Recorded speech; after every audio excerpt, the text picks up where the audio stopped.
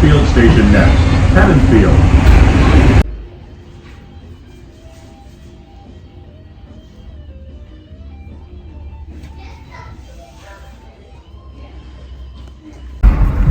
Today is June 1st, Thursday.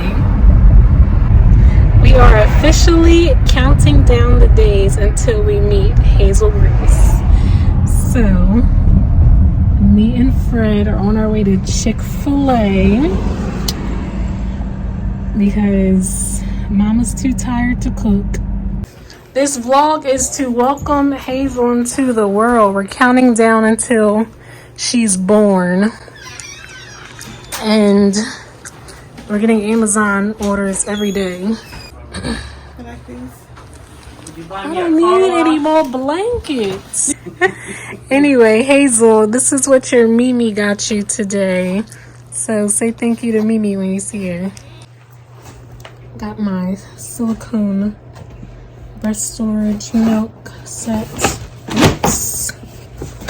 And my Haka colostrum collector.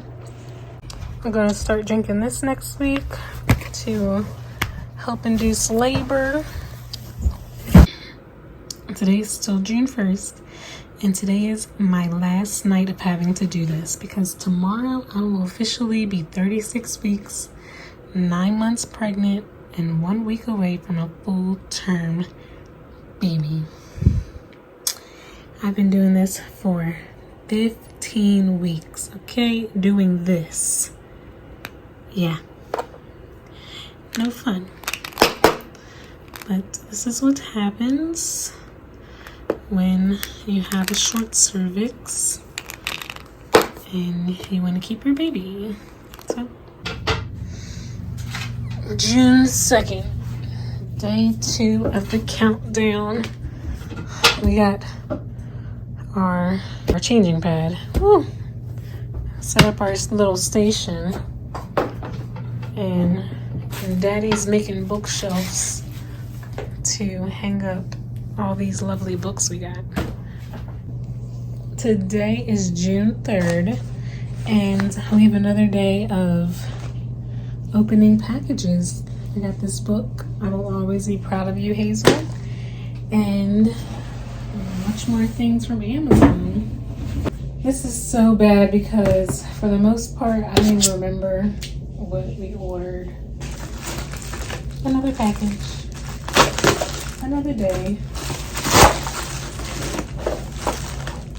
Ooh, Milkmaid tea for breastfeeding. And then the worst thing about Amazon is they don't put like one thing in a box. Just so wasteful. This is a diaper caddy to go from room to room with your diapers to stay organized.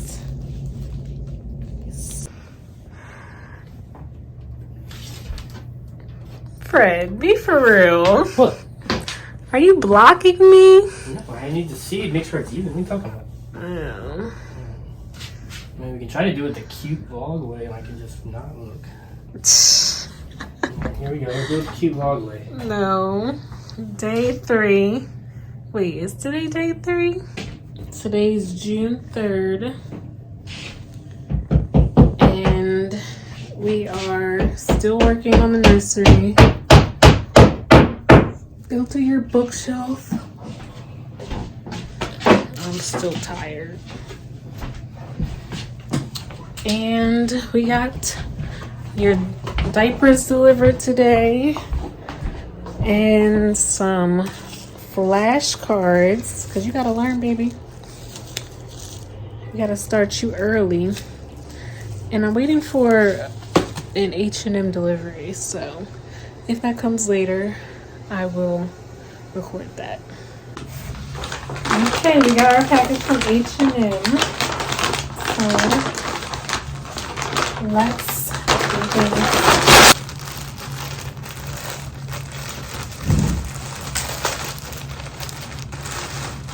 So one thing we did not get a lot of from the baby shower was newborn and 0 to 3 months.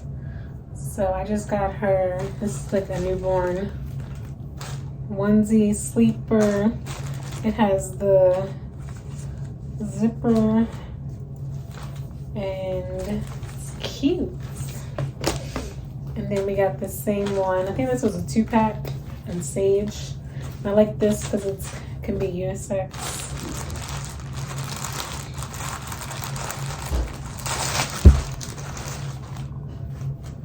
And then another onesie for bedtime, but this one's buttons. And she doesn't have a lot of socks either. So I got some sockies. I really like these H&M socks because they have like the grippers on the bottom. Not that she's gonna be walking, but they just seem like secure. So little socks. And then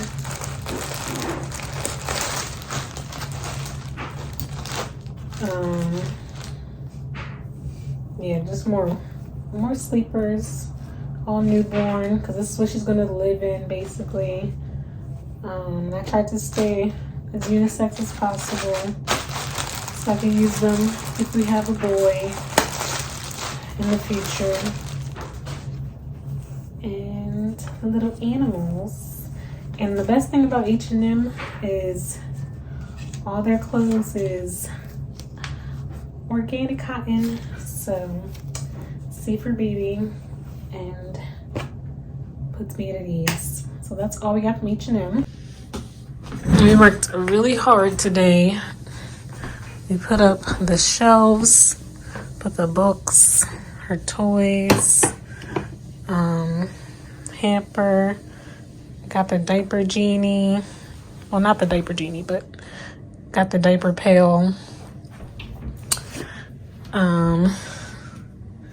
So yeah, everything is basically put away. Oh yeah, also our diapers came. We're only using Kudos because it's 100% cotton. That's going to be touching the baby's bottom. No plastics, no harmful chemicals. So yeah, this is it for me. And it came with all those wipes. And then just clean this area off. This is not staying here. But yeah, we also organized these. So after we wash the socks, they'll go in these little bins. So yeah, everything's super organized.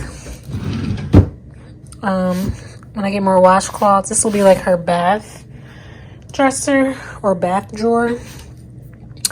More washcloths, more towels, more soaps maybe. These are all her blankets. These are the ones that I crocheted myself. These are just 100% muslin. And these are cotton too, but they're like a little rougher. And then these are her clothes from 6 to 9 months. Her clothes from 3 to 6 months. This is like the most clothes we got from the baby shower. They were all 3 to 6 months. And then this is newborn and 0 to 3 months. So, and a lot of pink. So today's June 5th. And I forgot to vlog yesterday, but we got a 4D ultrasound and I will insert some video of you now.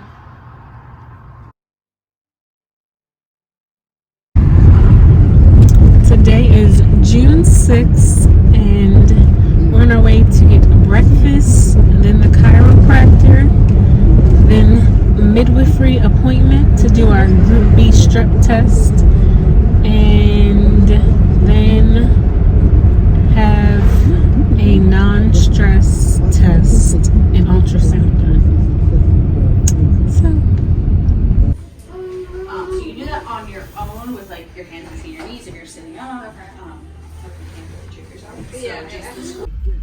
Just pulled up to our second appointment of the day, the midwifery.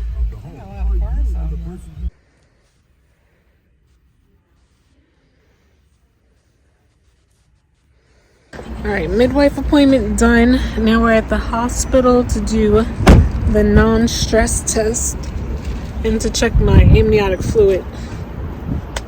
So, yep, a lot of appointments for you, Hazel. You're a special girl.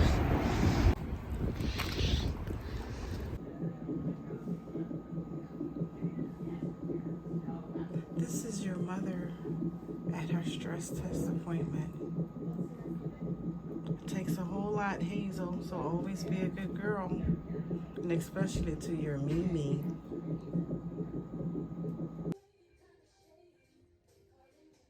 Alright, we're done all our appointments, got our toes done, and now we're home with Daddy, about to open up and show him all the stuff we got today from TJ Maxx.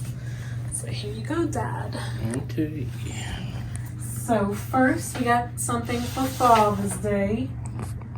We got some cotton drawers. Boxers, briefs. Oh, you don't like briefs? I do. Let me see. We found some more glass bottles. They're $5 cheaper than online at TJ Maxx.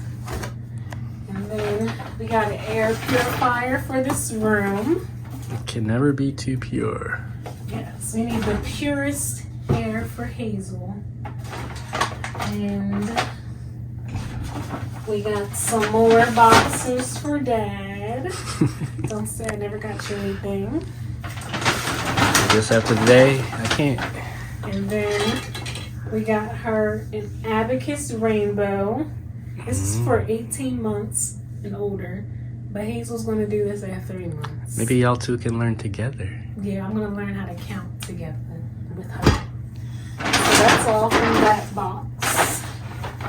And then we got some non-toxic gum, non-toxic kids sunscreen, some bath bombs to put her to sleep in a tub.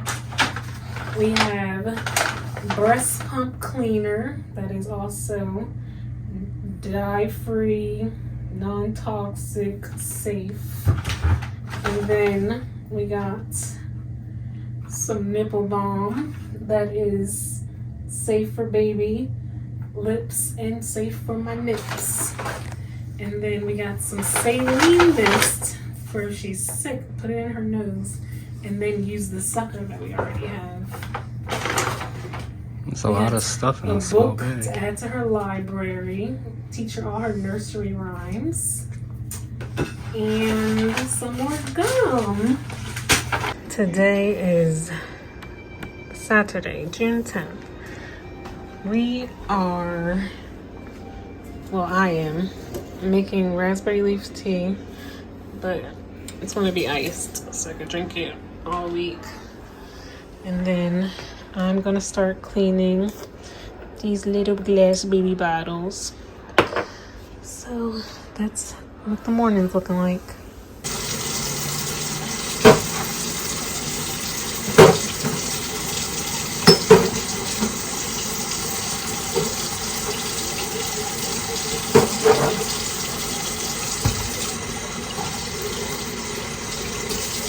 Good morning, it's June 11th and we're walking. We have on our support band and we're gonna do a mile, right Fred? Shoot. No, we're gonna do 1 mile. So, let's see what's happening. It's still June 11th. And I just got back from the pool. We were swimming together. And Dad is putting your car seat back together after he washed you. Say hello, Dad.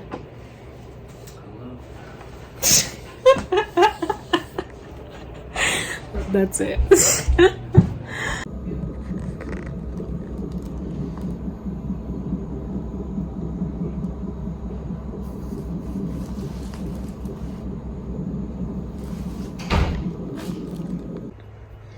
making my daily smoothie with dates, kiwi, basil, and other fruits to hope this helps induce labor or ripen my cervix.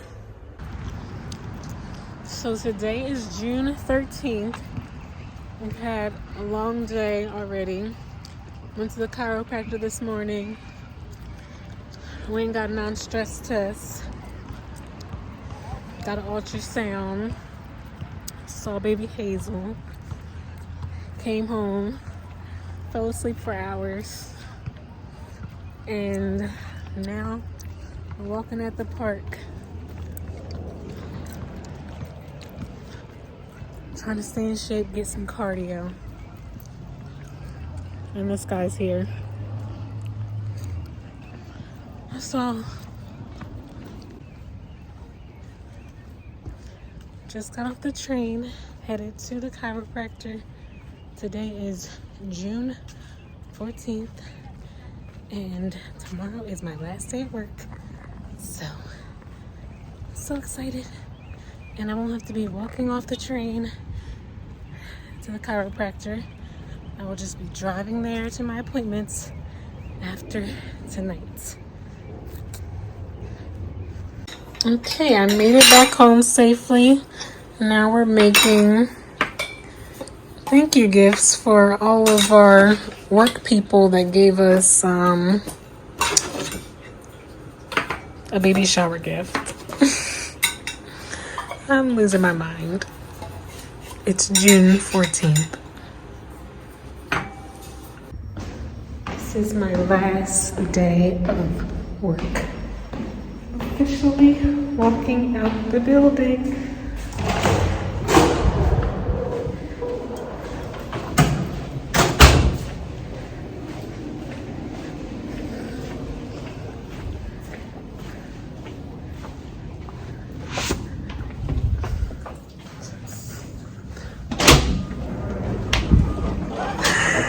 Goodbye, y'all. Today's June 18th. We're at Camilla's birthday. Hazel, you will not be sharing a birthday with Camilla. Some hours in a day. You're still in here. No birthday sharing with your cousin. She won't come in July because we'll have a granddaughter. And Daddy's got the food. Daddy's got the food. Boy, if you don't get back in. Alright, we made it to Seattle. We're at the best lobster roll place in New Jersey. And look at this. Ooh, French fry.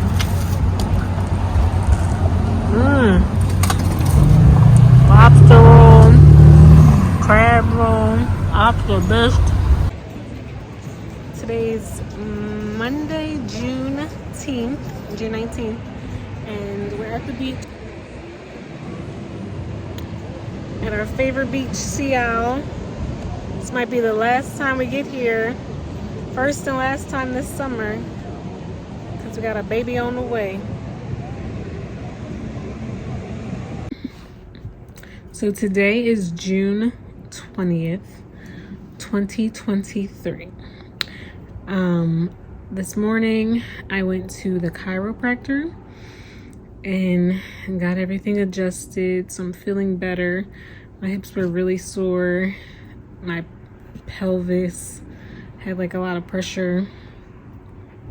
So some of that has been relieved, thankfully. And in about 15 minutes, I have to start making my way to my 1 o'clock appointment, which is at the hospital for my weekly non-stress test. So I've shown pieces of it like in the vlog so far, but some people might be confused as like, why are you getting these done? Is this necessary? So I'm going to talk about my pregnancy journey real quick and hope that it gives awareness to some of these, I'm going to call them challenges that I've had during pregnancy. And also if there's any women that are going through the same issues that I had, I want to give you encouragement that you can get through this. I got through this with prayer and just having faith in God. That's what got me through, honestly, because these were very difficult times, and I didn't have a lot of people to talk to it with about, because it was just difficult and very scary, anxiety. You don't know what's going to happen. But today I'm 38 weeks and maybe 5 days. On Friday I'll be 39 weeks. So we made it full term.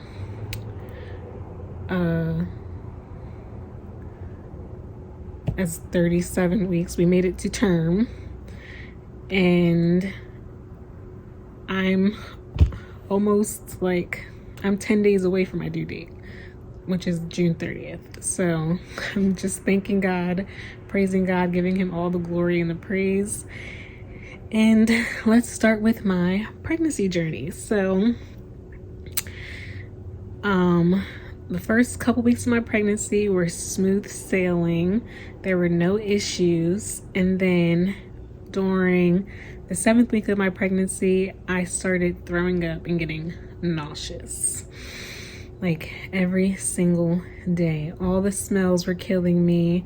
I couldn't stand the smell of my refrigerator. I couldn't even go into my kitchen. I was just throwing up all the time, honestly. I think I had HG, but I am not like a huge complainer. So I didn't even like press into it with my midwives. I was just like, you know, I'm throwing up like 7 times a week. And they were like, okay, do you want medication for it? And I was like, no. Like, just trying to be as cautious as I could, trying to avoid any medications, trying to keep things natural, and basically being hard-headed and making things worse for myself. So I suffered through that until I was 21 weeks pregnant. And then I only threw up a couple more times after that. And, you know, I've been able to eat and keep things down. Not everything tastes good. Like, food is not really desirable for me. So that was the first hurdle I had to deal with in pregnancy, was nausea, vomiting, you know, debilitating. Lost 7 pounds. My lowest weight was 118, and now I'm around 138. So I gained everything back, and yeah, the baby's gained enough weight. She's small, but that's gonna be for other reasons. So when I got my first ultrasound at like 12 weeks pregnant, I waited pretty late, just because I was sick, deathly sick. And also I was already taking off work because I was sick, and like having to take off work to schedule an appointment when they only had daytime appointments was just like really inconvenient. So I waited pretty late for that. The ultrasound really didn't tell me much. We saw a picture of her, and that was basically it. The one thing that ultrasound technician did not do, that was on my paperwork to do, was she didn't check my cervix. Because I was 12 weeks and she could see everything clearly from my stomach, she didn't bother to do an internal ultrasound and check to see the length of my cervix. So that was the first problem. So when it came down to my 20-week anatomy scan, it was the same thing. I was still throwing up. I was already had other appointments to go to, and I wanted something that was in the evening or a day where I already had to take off to do my regular, like, monthly checkups. So I scheduled it online by myself, and it happened to be like, I think it was on like a Tuesday, and I was going to be like 21 weeks pregnant in 2 days or something like that. And after I scheduled it, someone called me from the office like immediately, and they were like, "Hi, I see that you scheduled your 20-week ultrasound for this date, but you're going to be 21 weeks in a couple days, so you need to reschedule." And I was like, is it that serious? Like 20 weeks versus 21 weeks? Like, I was like, but I don't have any of the other days off, and you don't have any nighttime appointments, so can we just keep the appointment as it is? And she's like, no, I'll see what I can do as far as getting you in on a night. So then she looked at the schedule, and she got me in while I was going to be 20 weeks. And it was an evening appointment at like 6:30 at a hospital that was 40 minutes away from me. So that was fun. So we went, right? And our ultrasound tech was very friendly this time. She was very informative. She was talking to us. She was telling us like all these things. She was showing us, taking a lot of pictures, and she was very kind. And then she came back after like she was done taking all the pictures, and after she like had her final report, and she told us she like found 3 things, and that we would have to come back next week to do another ultrasound and to come and talk to a doctor, because in the evening they didn't have any doctors. So I was like, okay. So the 3 things that she found was that I had a short cervix. It's also called incompetent cervix, but we're gonna use short cervix to keep things positive and competent, okay? So a short cervix is anything that is under 25 millimeters in length. So my cervix measured at 20. So anything under 25 is not normal, and it's considered short. And then anything under 20 is like the danger zone. You need to have emergency surgery to get the stitch in you to hold your cervix together to keep your baby. Because most women that have short cervix, they don't even get to 20 weeks, and they have miscarriages, unfortunately. And it's just very hard to hold a baby when your cervix is short, because all that pressure and they're growing, and you have a high risk for delivering preterm or having a miscarriage. So anything under 20 is like danger. I've seen videos where they're like, you have a short cervix of 17, and then they rush them into surgery and stitch their cervix, and then they don't unstitch it until they're around 37 weeks pregnant, because then they're like term. So that was really scary, but mine was at 20, right? So I was right there, which brings me back to the point where the ultrasound technician who called me and was like, you can't come at 21 weeks, you have to come at 20. She low-key like saved my pregnancy and saved me from not having to get all these other interventions, because who knows what would have happened. Like, my cervix could have shortened just 1 more millimeter if I had waited those extra like 6 days, 7 days. So thankful to her. And so that was the first thing they found. And then the second thing that they found was that I had a bilobed placenta, which means I have 2 placentas.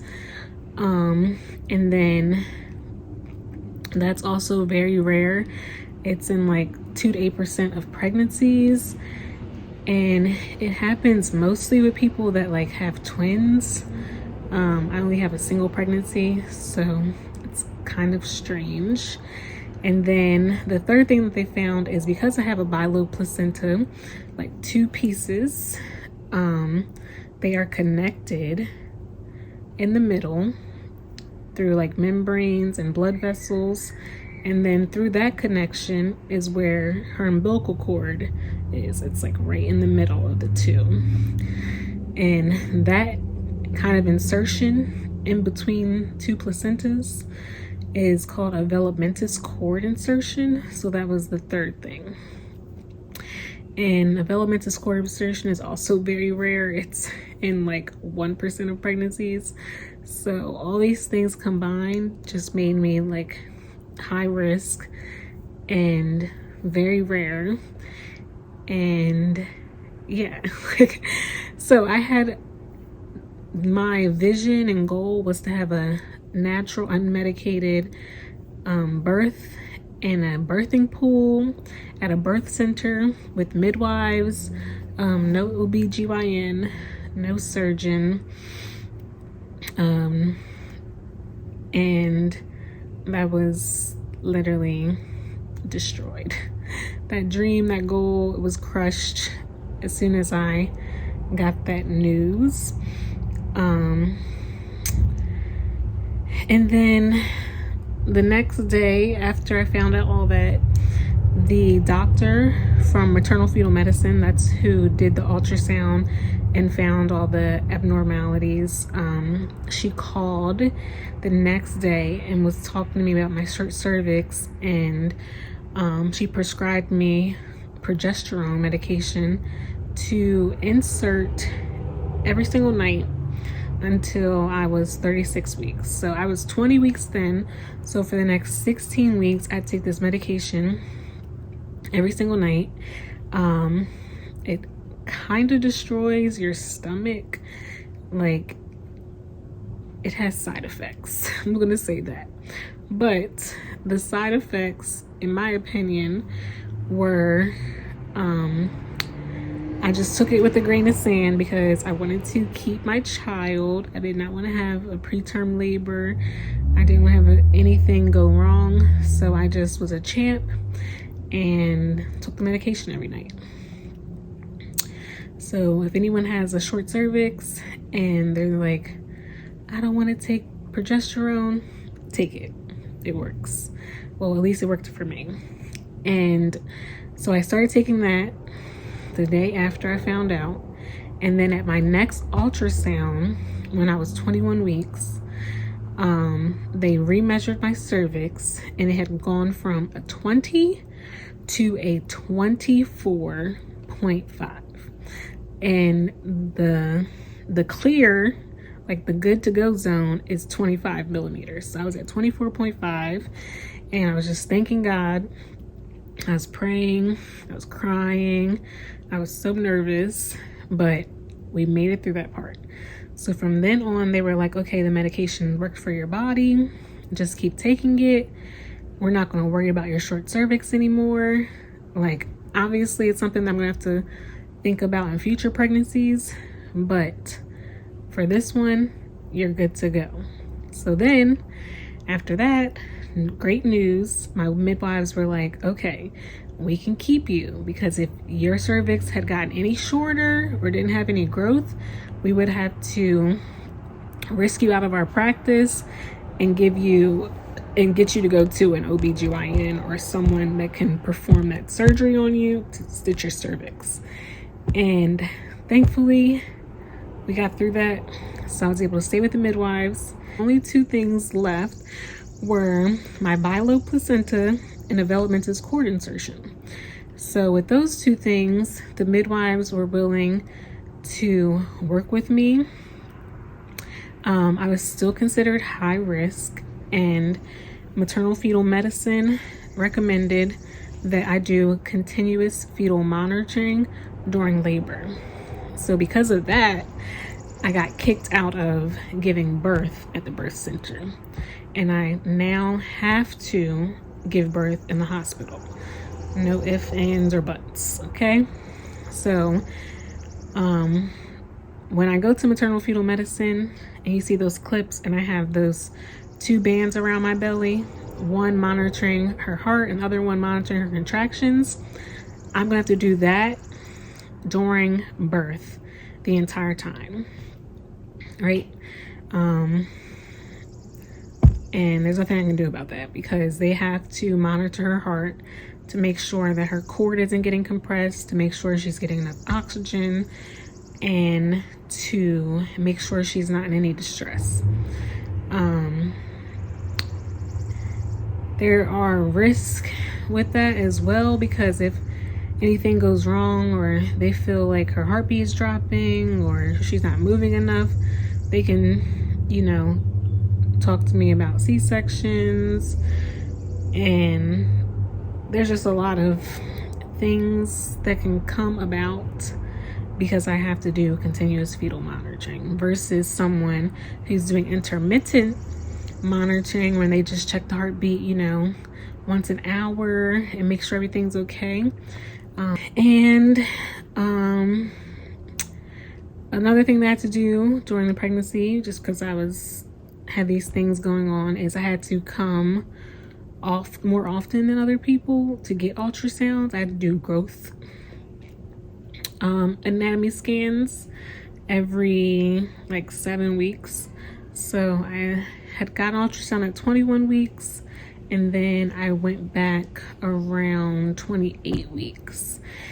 And in that ultrasound, they saw that she was in the 10th percentile, which means 90% of other babies are bigger than her. And once again, the cutoff for fetal growth restriction, which means like your baby's not getting enough oxygen or nutrients and she's super small, is anything under 10%. So thanks be to God, we made it. We just made the cutoff. We were at 10%. If we were at 9%, they would have, you know, diagnosed me with fetal growth restriction, and then they would have scheduled an induction, and they wouldn't even let me get to 38 weeks. They would have said, she's not growing, she's not getting enough blood, not getting enough nutrients, we're just gonna take her. And thankfully, we don't have that. Okay, so I was at 10%, 10 percentile at 28 weeks. And then I went again around 34 weeks to see if she had grown any more. Okay, so my 34-week growth ultrasound, they noticed that her growth from 28 weeks to 34 weeks was significant enough to show that she was getting the nutrients and the oxygen that she needed through her cord. However, she was still in the 10th percentile, so she's just going to be small, and there's nothing I can do about that. I can't like eat more. It's her umbilical cord. Like, there's nothing I can do. So she's going to be small, and we've accepted that. And when she is delivered, she will eat on demand and get all the nutrients and you know that she needs. So that's that. And now, after the 34-week ultrasound, I went back at 36 weeks and started my non-stress test. So that's like the little clips that I show you where I'm in the hospital and I have the 2 monitors on me, and I sit there for like 40 minutes to an hour, and they just track her movement, they track her contractions. Well, they track my contractions. They track my contractions, they track her heart rate. They want to make sure that they see increases and decreases, and they want to make sure that they see movement. So my first non-stress test was at 36 weeks, and that one was fine.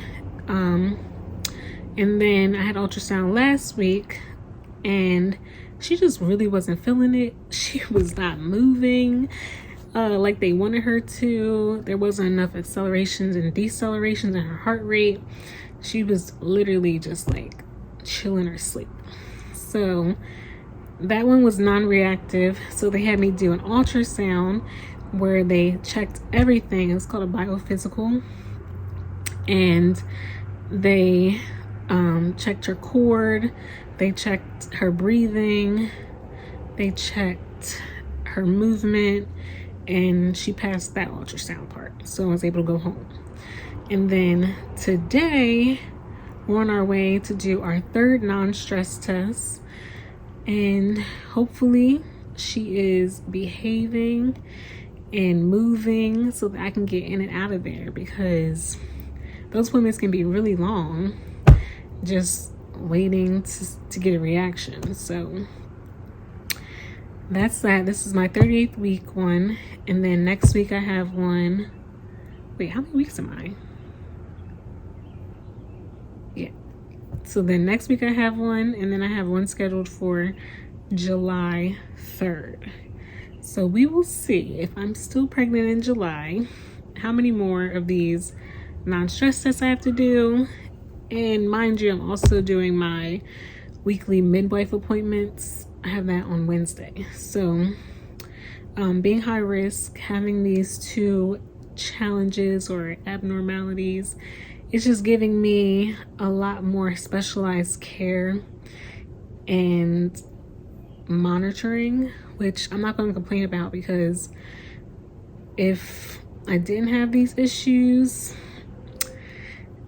my last time getting ultrasound would have been at 20 weeks, and I would have gone a long time without seeing her and knowing that everything is well. So once again, I just want to say that this has been a very challenging pregnancy, but we had got through it. We made it this far, and I'm just praying that I have a safe delivery and I don't have many medical interventions, given that I have to have continuous fetal monitoring. I hope that they respect my wishes. I have a birth plan. I have the midwives. I'm gonna have my mother in the room ready to fight. So yeah, so pray for us and pray for Hazel especially. And that's it.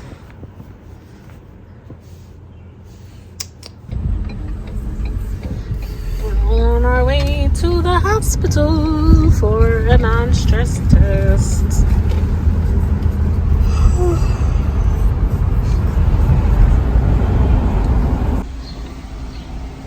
So it's an hour later and I finished the non-stress test. It was non-reactive. She wasn't moving much. She was like asleep or chilling or something. So then they made me do the biophysical ultrasound, and they saw that she was breathing and practicing breathing, and she started kicking and twirling and rolling. So everything is fine. She just does not like the non-stress test. But next week I changed my appointment. Instead of 1 p.m. because that time does not work. That's obviously her nap time. We're gonna do 11 a.m. So hopefully she's more active and I can get in and out of there faster, because just being there for like an hour poking and prodding, it's really not the move. Okay, today is Wednesday, June 21st. I'm leaving the midwifery appointment and I got my cervix checked, and I found out I was 80% effaced and 1 to 2 centimeters dilated, which means there's some action, but it could still be a couple days to a couple weeks. So that's the update. And we're officially in Cancer season, okay? Cancer season. Okay, today is June 23rd, 2023, and we're at the hospital. Again, it's Friday. I had my non-stress test on Tuesday, and they weren't pleased. So they told me to come back on Friday. So we're going to MFM. And we're going to do this again. we're leaving the hospital. Got to go home. The non-stress test was non-reactive, so they did an ultrasound. And she was breathing and moving during the ultrasound, so we're good. And I come back here on Tuesday, so see you Tuesday. Today is Saturday, June 24th. Still cooking. Going on a walk. A short walk. Hi, Hazel, Basil. It's Mimi with the flat stomach. Right.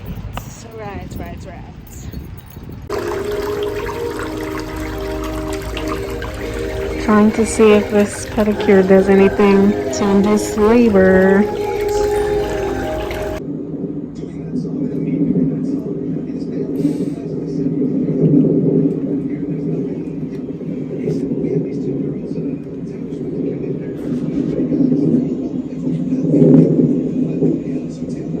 What's it saying now? It's going from like 1690, 140. It's all over the place. So we're leaving our midwifery appointment. First we did the non-stress test, and that was non-reactive, so I had to get an ultrasound, but she was fine on the ultrasound.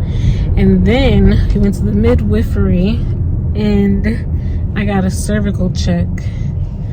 I'm 39 weeks and 4 days. I will be 40 weeks and 3 days. That's the math.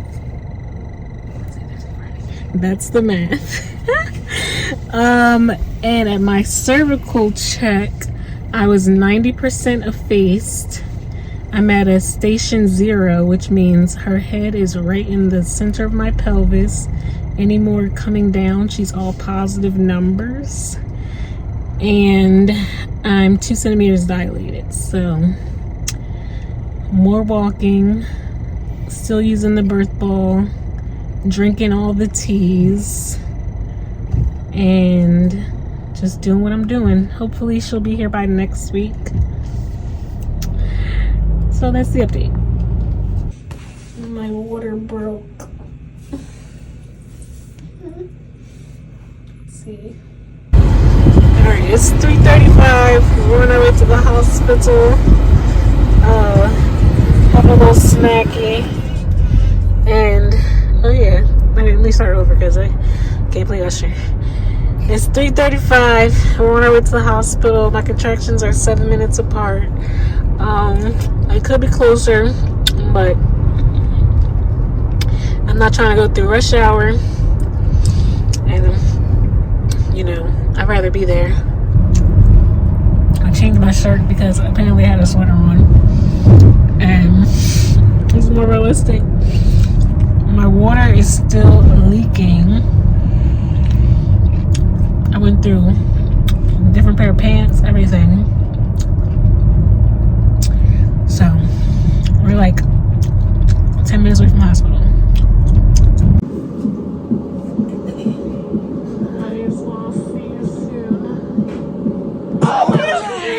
Well, thank you, Jesus. Oh my God.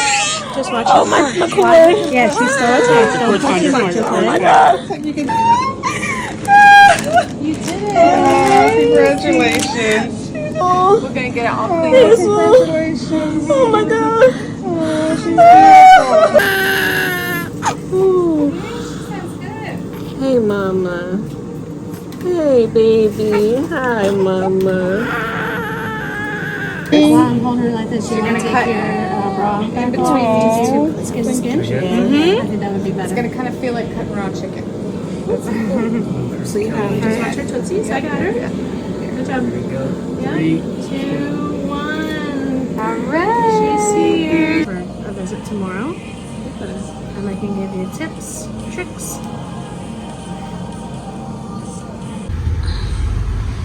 I'm going home, Hazel.